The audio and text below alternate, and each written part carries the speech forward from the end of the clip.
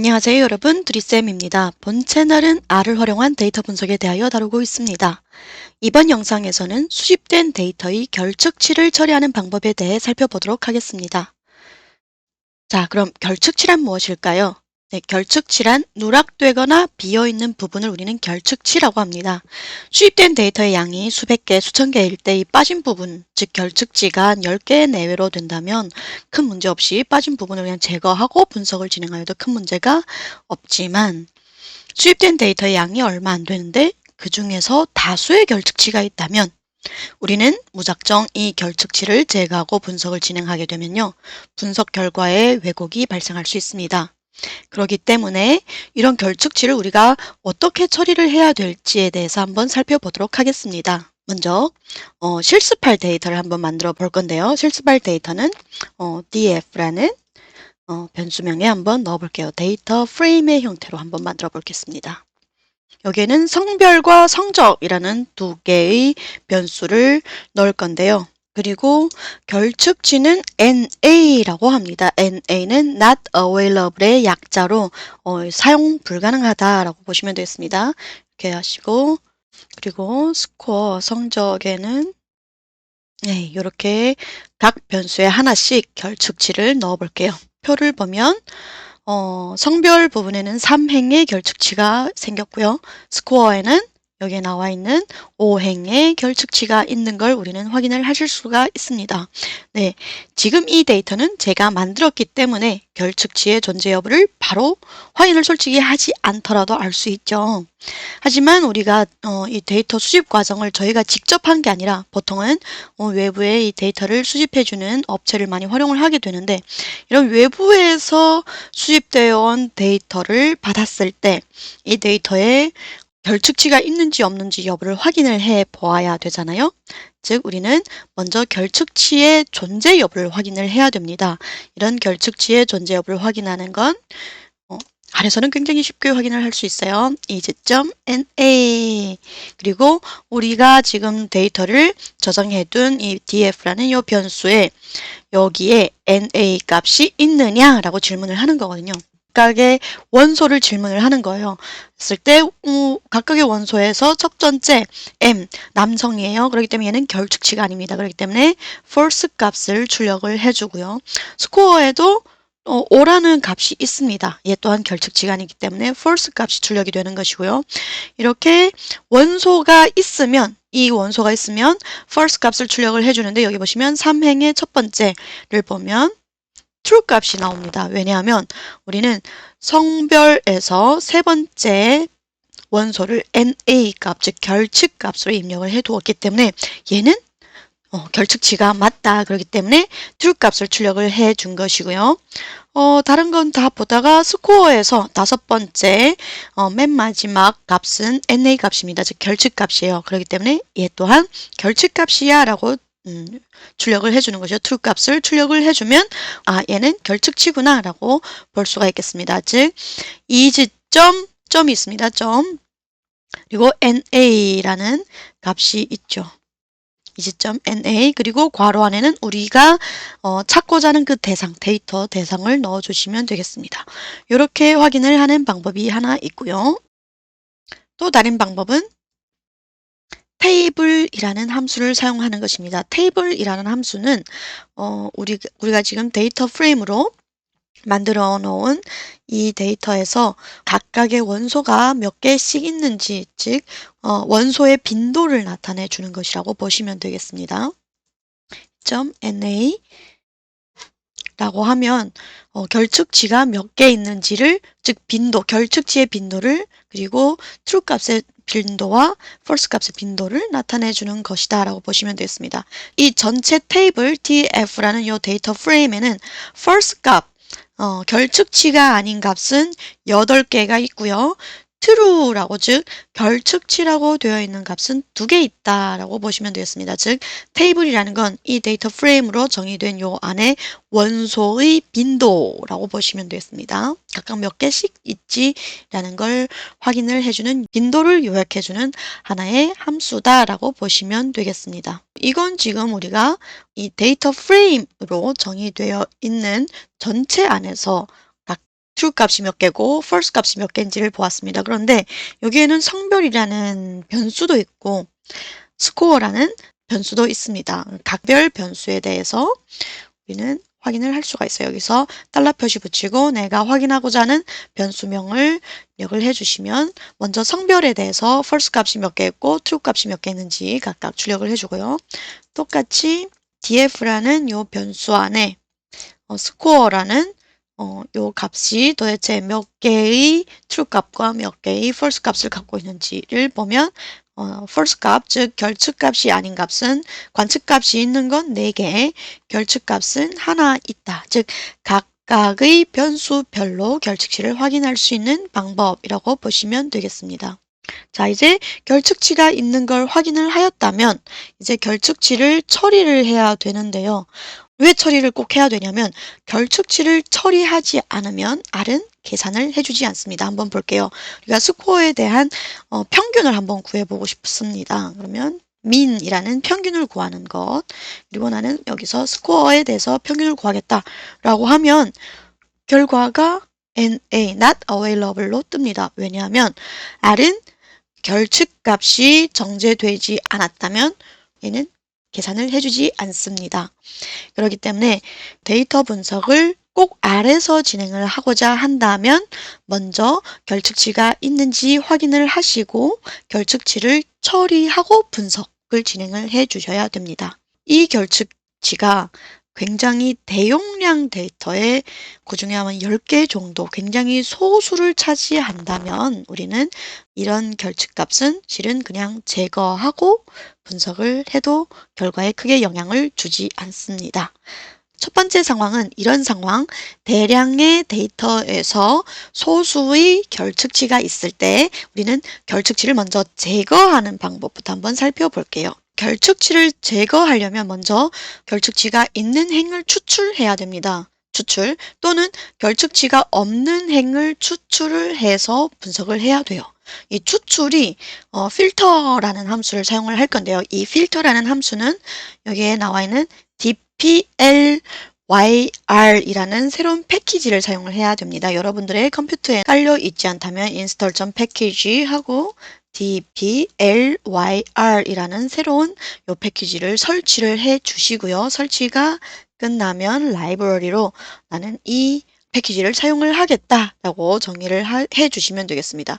얘는 데이터 정제, 데이터 전처리해 주는 어떤 패키지라고 보시면 되겠습니다. 이제 필터링을 할 건데요.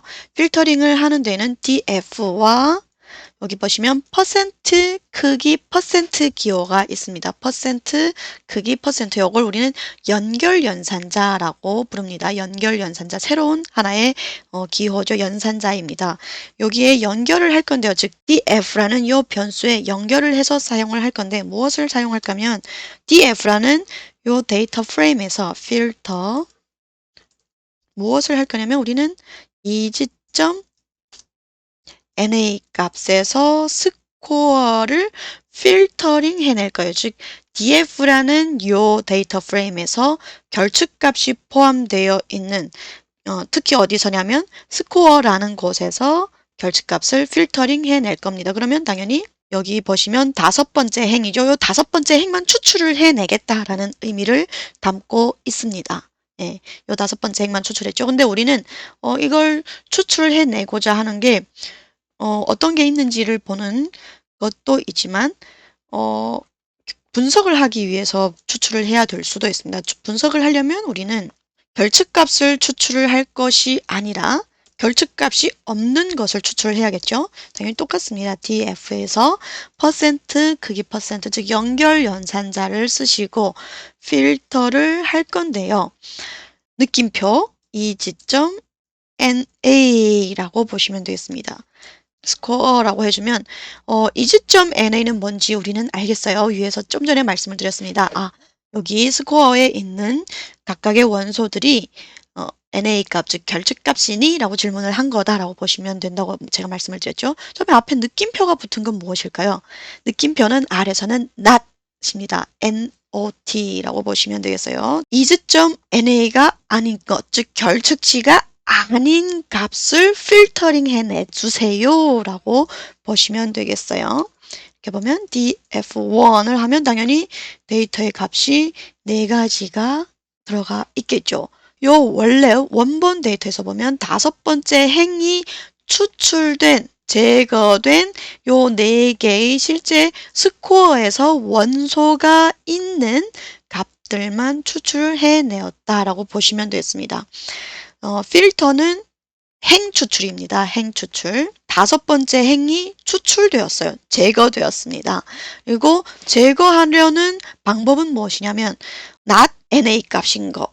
스코어에서 not NA 값인 것. 즉 스코어에서 결측치가 아닌 값들을 추출을 해서 df1이라는 새로운 변수에 저장을 해주세요 라는 것입니다. 이렇게 해주시면 여기 나와 있는 것처럼 스코어에는 여기 성별이라는 곳에는 NA 값이 포함되어 있습니다. 여기에 대해서는 우리가 추출을 하지 않았기 때문에 그렇기 때문에 성별에는 NA 값이 당연히 있고요. 스코어에는 NA 값이 없다라는 걸 볼 수가 있겠습니다. 자, 그러면 이제 우리는 충분히 여기서 미인을 구할 수가 있겠죠.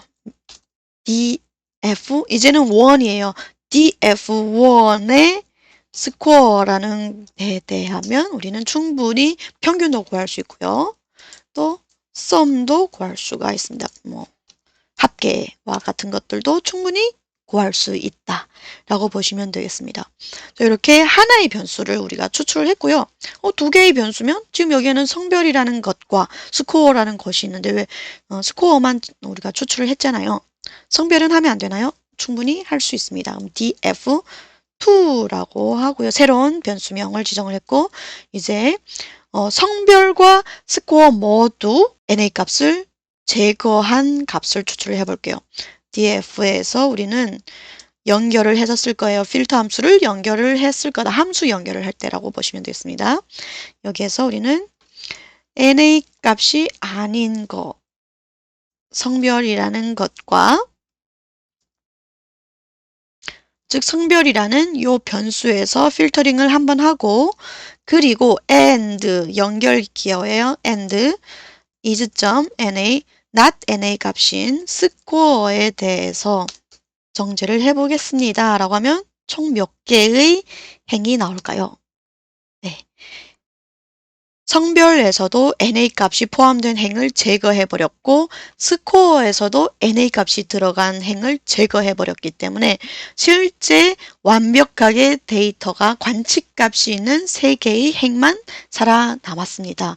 이렇게 우리가 볼 수 있고요. 데이터의 양도 적고요. 변수도 적어요. 보시면 2개의 성별과 스코어밖에 없습니다.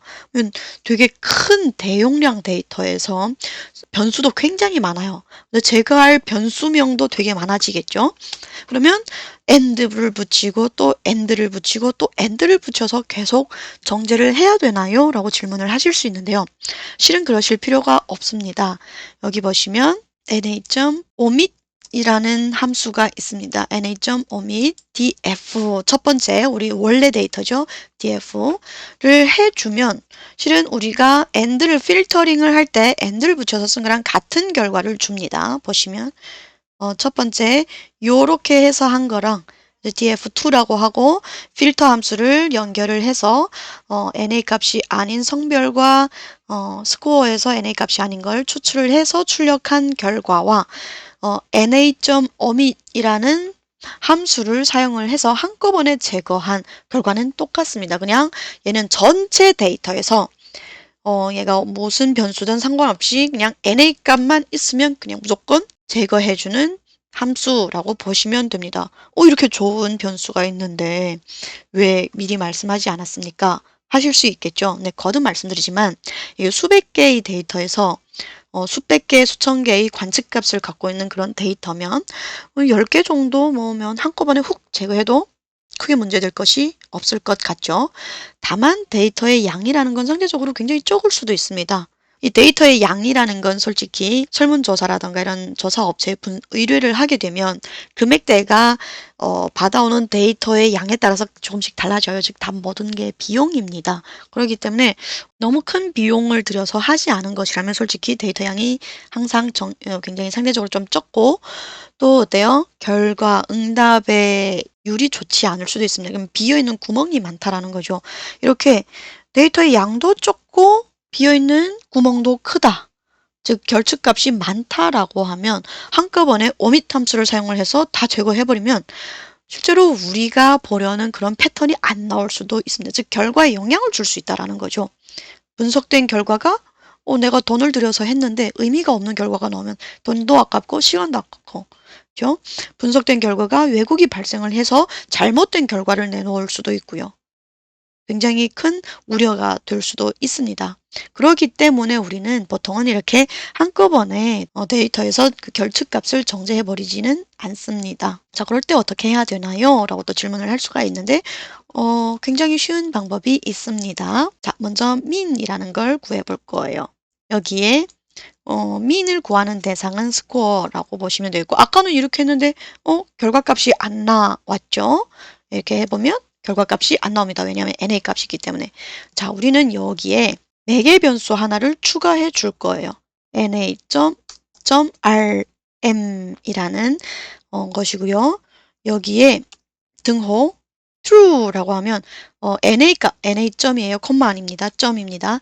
NA.rm을 해주고 이걸 등호 true라고 해주면 계산이 됩니다. 무슨 뜻이냐? NA.rm의 매개 변수의 의미는 여기에서 이 여러 가지 이 원소 중에 결측값이 있으면 얘는 빈 공간은 제외하고 계산을 할 겁니까? 라고 질문을 던지는 거고요. 네, 그럼 true. 네, 그렇게 하세요. 라고 우리가 명령을 R한테 해준 거라고 보시면 돼요.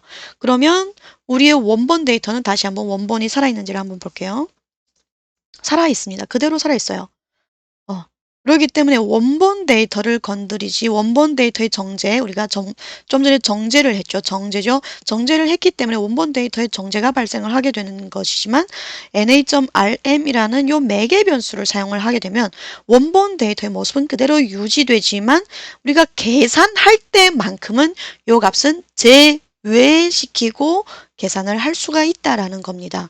그렇기 때문에 원본 데이터의 구조에는 영향을 주지 않으면서 계산 결과를, 분석 결과를 얻을 수 있기 때문에 혹여 나중에 우리가 다른 여기 뒤에 다른 어떠한 변수가 있는데 여기는 또 굉장히 중요한 뒤에 있는 여기에 스코어 말고 그레이드라는 새로운 등급이라는 새로운 변수가 붙어서 여기는 A라고 붙어 있으면 A뿔.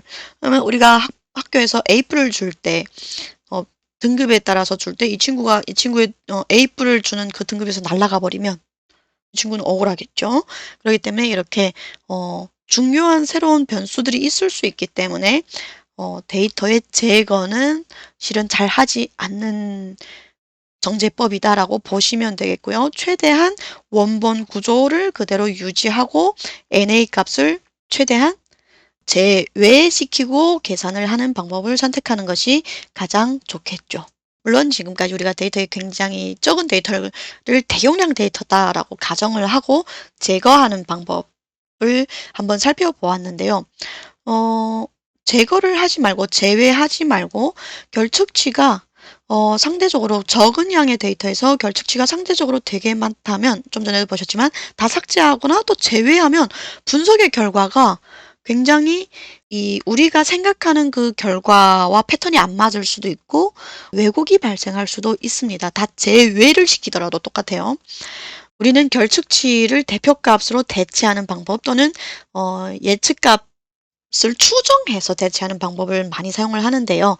대표값은 평균이라든가 중간값 또는 최빈값과 같은 값으로 일괄 대체하는 방법도 사용하기도 합니다. 이게 왜냐하면 거듭 말씀드리지만 적은 양의 데이터를 가지고 계산을 하게 되면 분석 결과가 의미를 잃을 수도 있고요. 우리가 원하는 결과가 아닐 수도 있고요. 잘못된 결과일 수도 있습니다. 그렇기 때문에 많이 데이터가 부실하다 그러면 이렇게 결측값을 대체를 해서 사용하기도 한다라고 보시면 되겠습니다.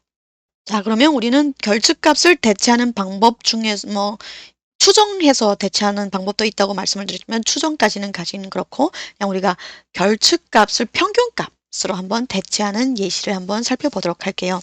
데이터는 아까 위에서 보셨던 요 df를 그대로 사용을 할 거고요. df에서 스코어를 한번 결과를 뽑아 볼 건데요. 스코어를 mean, 스코어라도 보셨지만 결측값을 제외하고 계산을 하면 우리의 평균은 여기에 나와 있는 4라는 값입니다. 이 4라는 평균 값을 지금 스코어의 NA 값이죠. 다섯 번째 행 여기에 대체해서 이 구멍을 채워서 한번 사용해 보도록 하겠다라고 보시면 되겠습니다. df3에 한번 대체를 해 보도록 하겠습니다. 그러면 df3는 똑같게 나왔고, 그러면 df3의 스코어에 if else문을 사용을 해서 만약 df3의 스코어에 결측값이 있다면 그 비어있는 값에는 min df 스코어를 넣어주셔요 라는 얘기를 하고 있습니다. 그것이 아니라면 스코어 값 그대로 쓰세요. if else문은 if와 else, 만약 아니면이에요. 만약 무엇이면 무엇으로 넣고 아니면 그냥 그대로 두세요 라는 얘기예요. 보시면 if문에 해당되는 것, 만약 df3라는 요곳에서 스코어라는 요 변수의 결측값이 있으면 min 값을, 즉 평균값을 4라는 이 평균값을 대체해 넣으시고요. 아니면 NA 값이 아니면 NA else문이에요. NA 값이 아니면 그냥 그 값을 그대로 사용하시면 됩니다. 라고 얘기를 해줍니다. 그러면 여기에 보시면 이렇게 해서 보시면 df3를 해보시면 여기 다섯 번째 행이 원래는 NA 값이어야 되는데 숫자 4, 즉 우리의 평균 값으로 대체가 되었습니다. df3의 스코어죠. df3의 스코어에 한번 라고 해보면 4라는 값이 있습니다. 그러면 크게 변동된 것도 없는 같은 4인 평균을 갖고 있는데 이걸 대체해 넣는다고 의미가 있나요? 지금은 어떻습니까? 이게 5개밖에 안 됩니다. 데이터 양이. 그렇기 때문에 뭐 큰 변동이 없을 수는 있지만 이게 큰 데이터 관측값이 조금은 뭐 한 2, 30개라고 되어 있다면 우리는 좀 더 다른 값을 볼 수가 있고요. 또 이게 데이터가 비어서 25개가 안 됐을 때와 데이터를 채워 넣어서 25개 이상이 되었을 때의 정규성이라든가 우리가 통계 분석을 진행함에서 있어서 뭐 중심극한 정리를 적용한다던가 등등해서 굉장히 중요한 역할을 하는 거거든요. 데이터의 양이라는 게. 때문에 비어서 어떠한 값의 수준을 못 채웠다 그러면 정규성의 문제가 발생을 할 수도 있고 데이터의 결과값의 대표성이라든가 이런 것도 좀 의문을 받을 수 있기 때문에 최대한 적은 용량의 데이터다 그러면 대체해서 사용하는 방법도 많이들 한다라고 보시면 되겠습니다. 이게 데이터의 대체 방법이라고 보시면 되겠습니다. 여기까지가 결측치에 대한 설명이었습니다. 네, 오늘 영상도 시청해 주셔서 감사드리며 도움이 되셨다면 좋아요와 구독 부탁드리겠습니다. 감사합니다.